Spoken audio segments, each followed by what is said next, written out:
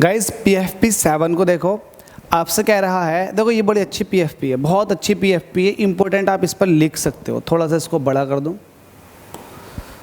आपसे इस PFP के अंदर कह रहा है, PFP 7 के अंदर a long straight solenoid, solid conductor है।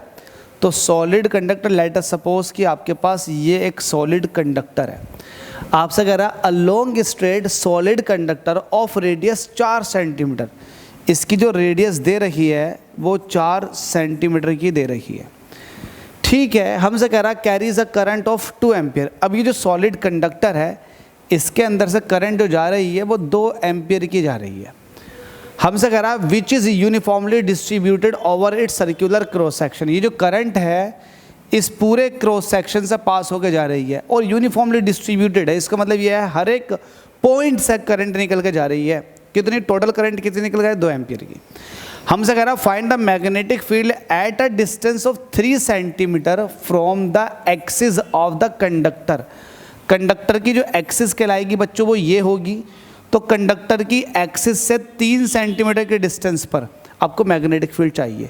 इट मीन्स कंडक्टर की जो एक्सिस है वो ये है, तो यहाँ से यहाँ पर देखो पूरी जो है ये रेडियस 4 सेंटीमीटर की है, तो आपको कहीं ना कहीं 3 सेंटीमीटर उस कंडक्टर के अंदर ही 3 सेंटीमीटर पर चाहिए। तो फिर आपको तो बड़ी प्रॉब्लम आ जाएगी, कैसे निकालेंगे?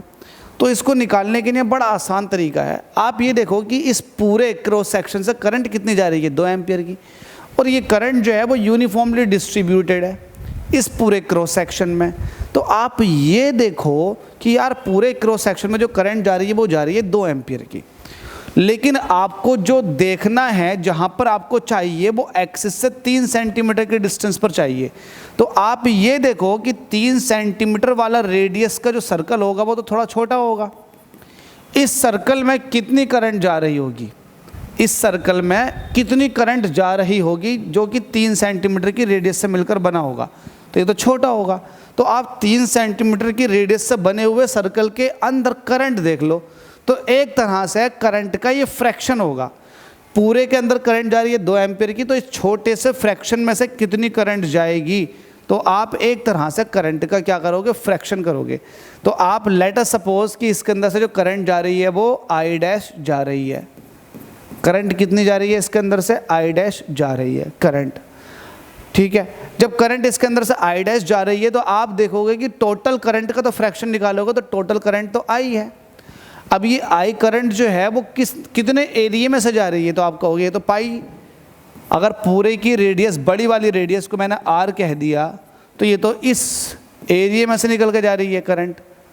तो आप कहोगे ठीक है यार, मुझे करंट चाहिए I डैश जो कि छोटे वाले क्रॉस सेक्शन के अंदर से पास होनी है। तो इस I डैश को आपको फ्रैक्शन निकालना होगा, करंट का फ्रैक्शन। अब पूरे एरिया में से जो जा रही थी वो करंट जा रही थी I, आपने उसको एरिया से डिवाइड कर दिया उस करंट के खुद के एरिया से। तो I करंट मतलब 2 एम्पियर करंट जा रही थी पाई R स्क्वायर से। तो एक तरह से यूनिट एरिया में से पास होने वाली करंट देख ली आपने। यूनिट एरिया में से पास होने वाली करंट है ये I upon pi R square. ठीक है, यूनिट एरिया में से पास होने वाली करंट। लेकिन अब आपको कितने एरिया की चाहिए? तो आप कहोगे कि यार हमें तो इस वाले एरिया की चाहिए, तो इसकी रेडियस है स्मॉल r। मैंने मान लिया स्मॉल r जो कि 3 सेंटीमीटर की है। तो स्मॉल r वाले में से, इस एरिया में से पास होने वाली करंट को देखोगे तो आपको पता है कि यूनिट एरिया में से पास होने वाली करंट ये है। आपको पाई R स्क्वायर में से करंट देखनी जो कि I डैश है, तो वो ये हो जाएगी। ठीक है, अगर किसी की समझ में ये नहीं आया तो मुझे नहीं लगता क्यों नहीं समझ में आया। बड़ा इजी वे है, एक बार फिर से समझाने की कोशिश करता हूँ। जिसकी समझ में आ गया वो स्किप कर सकते हैं, जिसकी समझ में नहीं आया वो दोबारा देखो।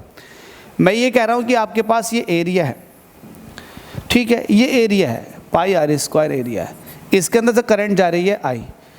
तो ये पूरे एरिया में से करंट जा रही है I। तो मैं पर यूनिट एरिया में से करंट देख लूँ तो आप कहोगे I upon pi R square. तो ये पर यूनिट एरिया में से है, पर यूनिट एरिया में से करंट। मैं कहूँगा कि यार पर यूनिट एरिया में से करंट ये है, लेकिन अगर मुझे इसके अंदर कोई छोटा सा एरिया देखना हो उसमें से करंट कितनी जाएगी? तो ये पर यूनिट एरिया में से करंट है। आपको जिस एरिया से भी चाहिए करंट तो उस एरिया से मल्टीप्लाई कर दो, ये उस एरिया से पास होने वाली करंट हो जाएगी। इसी को आपने I डैश कह दिया कि यार मुझे इस एरिया में से पास होने वाली करंट देखनी है, तो ये हो गई। ठीक है, तो ये आपने जो ऊपर लिख रखा वो यही तो लिख रखा, भले ही आपको देरी समझ में आया लेकिन समझ में आ जरूर गया होगा। जब इतनी बात मुकम्मल हो गई तो आपसे पूछ क्या रहा है, पूछ क्या रहा है, देखो आपसे कह रहा है, हमसे कह रहा है find the magnetic field at the distance 3 centimetre. तो आपको इस एक्सिस से 3 सेंटीमीटर की डिस्टेंस पर मैग्नेटिक फील्ड चाहिए। तो आपको ऐसा करने के लिए आपको एम्पियर सर्क्यूटल लॉ लगाना पड़ेगा। आप कहोगे बाई एम्पियर सर्क्यूटल लॉ, ये क्या होता है? ये लाइन इंटीग्रल होता है मैग्नेटिक फील्ड का, लाइन इंटीग्रल मैग्नेटिक फील्ड का। तो ये हो जाएगा बी डॉट एल। ये लाइन इंटीग्रल कर रहा हूँ मैं इस स्मॉल आर के एलोंग, मतलब इस एरिया के एलोंग मैं लाइन इंटीग्रल कर रहा हूँ। तो ये हो जाएगा बी डॉट एल। ठीक है, तो ये हो जाएगा, देखो B dot L is equal to कितना होता है, जल्दी से बताएंगे। B dot L is equal to कितना हो जाएगा? अब बी डॉट एल जब भी आपको निकालना होता है, B L is equal to होता है, अब म्यू नोट आई, तो म्यू नोट तो रहेगा ऐसे ही, लेकिन आई क्या होता है? आई का मतलब होता है जो इसके अंदर से करंट जा रही है, क्योंकि आप इसकी बात कर रहे हो, इस एरिया की बात कर रहे हो, B dot L line integral कर रहे हो आप इसके एलोंग, तो आपको इसके अंदर से पास होने वाली करंट से मतलब है। तो इसके अंदर जो पास होने वाली करंट है वो है आई डैश, यही तो होता है एम्पियर सर्क्यूटल लॉ। अब ये एल क्या है? ये है लेंथ।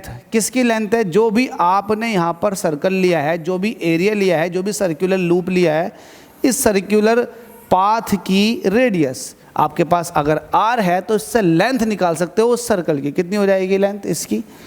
2 पाई स्मॉल आर, क्योंकि आपको इसके अंदर से निकालनी है। तो इसी का तो लाइन इंटीग्रल किया, बिल्कुल ठीक है। और यहाँ का मैग्नेटिक फील्ड चाहिए, तो ये हो जाएगा 2 पाई इंटू आर।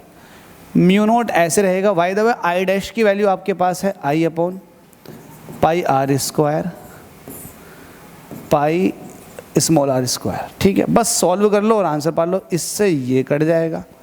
बी आपको चाहिए, इस तरह का एक डेरिवेशन भी मैंने सॉल्व किया था।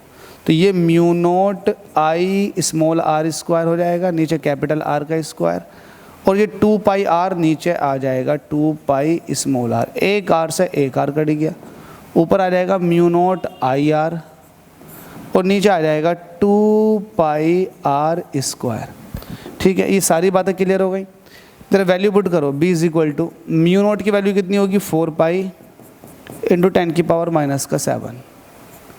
ठीक है, करंट कितने एम्पियर की जा रही है इसके अंदर? इसके अंदर करंट टोटल देखो, कैपिटल आई, सॉरी बड़ा वाला आई है, ये आई डैश नहीं है, आई है। आई कितना था? 2 एम्पियर था, 2 एम्पियर आप यहाँ लिख दोगे। तो ये आपने आई की वैल्यू लिख दी। स्मॉल आर कितना? 3 सेंटीमीटर। सेंटीमीटर को मीटर में कन्वर्ट कर दो 10 की पावर -2। ठीक है, नीचे 2 ऐसे चल रहा है, पाई भी ऐसे चल रहा है। कैपिटल आर आपके पास कितना था? जल्दी से बताओ। कैपिटल आर आपके पास था 4 सेंटीमीटर का, तो सेंटीमीटर को मीटर में कन्वर्ट करने के लिए 10 की पावर -2 से मल्टीप्लाई और साथ में स्क्वायर। पाई से पाई खत्म, 2 से 2 भी खत्म।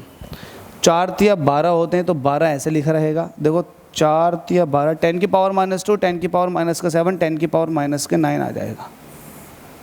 ये ऊपर सारी बात क्लियर हो गई। ये 4 इंटू 10 की पावर -2 है, इसका स्क्वायर करोगे तो 4 का स्क्वायर होता है 16, 10 की पावर -2 का स्क्वायर हो जाएगा 10 की पावर -4।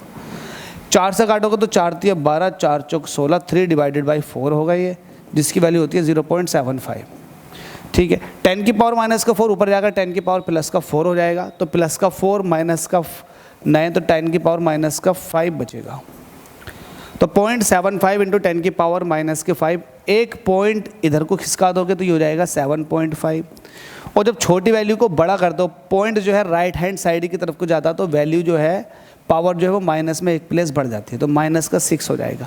तो 7.5 इंटू 10 की पावर -6 टेस्ला ये मैग्नेटिक फील्ड आ चुका है एक्सिस से 3 सेंटीमीटर के डिस्टेंस पर। आप कितनी भी डिस्टेंस पर मुझसे निकलवा सकते हो, 3 सेंटीमीटर के डिस्टेंस पर, 2 सेंटीमीटर के डिस्टेंस पर, जितने सेंटीमीटर के डिस्टेंस पर निकालना होगा, मुझे उस पर्टिकुलर क्रॉस सेक्शन में से पास होने वाली करंट को देख लेना होगा। बाकी सब इजी है, ऐसे सॉल्व हो जाएगा। तो उम्मीद करता हूँ समझ में आ गया होगा। थोड़ा सा एक पेचीदा लग रहा होगा, लेकिन है नहीं। अगर आपने ये वीडियो देख रखी है, ये देख ली है, अब के बाद आपको ये बड़ा ईजी लग रहा होगा। कुछ है नहीं इसके अंदर, बस चीज़ों को क्लैरिफिकेशन आना चाहिए, आपके फंडे क्लियर होने चाहिए, बाकी सब कुछ ईजी है। Thank you.